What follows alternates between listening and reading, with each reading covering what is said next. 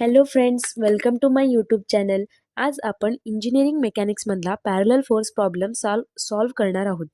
हा क्वेश्चन एक्झामसाठी खूप इम्पॉर्टंट आहे.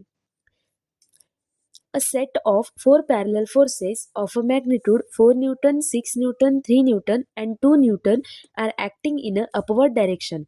The distance between first two forces in a 2 meter and that between last two forces is a 2 meter.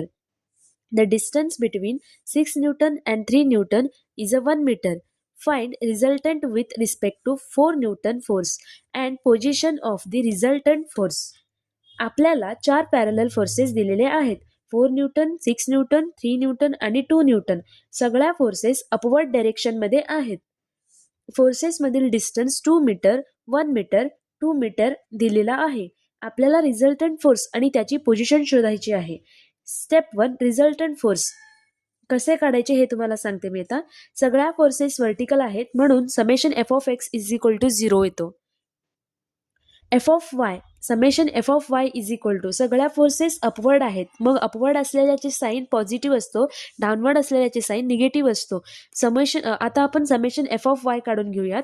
4 newton plus 6 newton plus 3 newton plus 2 newton. Summation F of Y is equal to 15 newton. R, आता R म्हणजे resultant काढून घेऊया. R is equal to under root, आरची formula आहे under root summation F of वायचा square. मग R is equal to F of वायची value काय आहे 15. मग सो अंडर रूट 15चा स्क्वेअर येतो. मग R is equal to resultant 15 येतो. आता मुमेंट घेऊन पोझिशन कशी काढायची हे मी तुम्हाला सांगते. आता रिझल्टंटची पोझिशन काढण्यासाठी आपण मुमेंट अबाउट पॉईंट ए घेणार आहोत. फॉर्म्युला आहे summation M A is equal to R into x.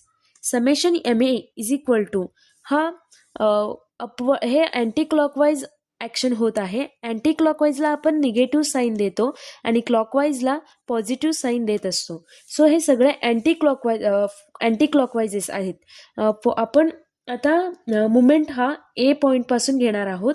मग 4 इंटू 0 मायनस हे अँटी क्लॉकवाईज होत आहे त्यामुळे 6 इंटू डिस्टन्स किती आहे 2 मीटर.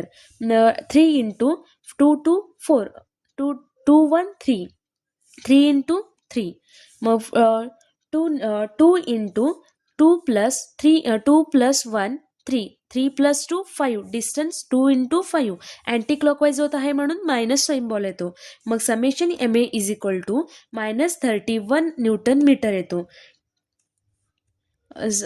आता -31 is equal to 15 into x.